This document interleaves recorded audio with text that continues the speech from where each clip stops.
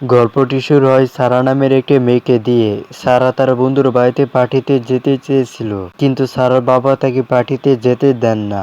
সারার বাবার নাম ছিল ডন। সারা তার মাকে জিজ্ঞাসা করে যে, তুমি তো আমাকে পার্টিতে যাওয়ার অনুমতি দিয়েছিলে। এর উত্তরে সারার মা বলেন যে, কোনো সমস্যা নেই, আজ নয়, তুমি অন্য কোনো দিন যেতে পারো।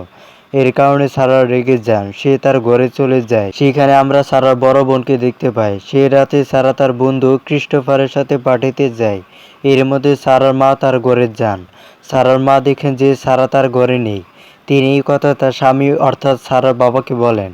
এই কথা শুনে সারার বাবা রেগে যান। ক্রিস্টোফারের সাথে পুরো রাত কাটানোর পর পরদিন সকালে সারা বাড়ি ফিরে। সেখানে সারার বাবা প্রচণ্ড রেগে যান এবং তাকে অনেক বকাঝকা করেন। এরই মধ্যে সারা মাও সেখানে এসে পৌঁছান, আর রেগে গিয়ে সারা দৌড়াতে দৌড়াতে তার ঘরে চলে যায়। সারা যখন তার ঘরে ছিল তখন তার মা ও বোন সেখানে এলেন। তারা একে অপরের সাথে কথা বললেন। সারা তাদের বলছিল যে ৩ মাস পর আমার বয়স 18 হবে। আমার একজন ছোটবেলার বন্ধু আছে এবং আমি তার কাছে যাব। আমি তার সাথে থাকবো এবং আমার জীবনটা খুব উপভোগ করব।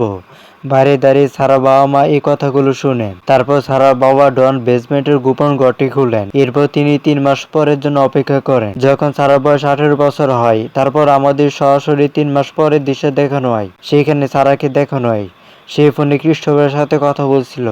সারা বোন বাড়িতে ছিল না, তার মাও বাজারে গিয়েছিল। সারা এবং তার বাবা বাড়িতে একা ছিলেন। ডন সারাকে জিজ্ঞাসা করে যে, আমি বেসমেন্টে একটা বাক্স সরাতে চাই, দয়া করে বাক্সটা সরাতে আমাকে সাহায্য করো। বেসমেন্টে নিয়ে যায়। সেখানে গিয়ে ডন গোপন ঘরটির দরজা খুলে। সেটা দেখে সারা চমকে ওঠে যে সেখানে একটা গোপন ঘর আছে। তারপর ডন সারাকে সেই ঘরে নিয়ে যায়। সারাকে ফাঁদে ফেলার চেষ্টা করে না, সে তাকে সেই ঘরে তালাবদ্ধ করে সেখান থেকে চলে যায়। সারা সাহায্যের জন্য চিৎকার করে, কিন্তু ডনের কাছে তার জন্য কোনো করুণা হয় না। সে তাকে উপেক্ষা করে। তারপর সারা তার চলে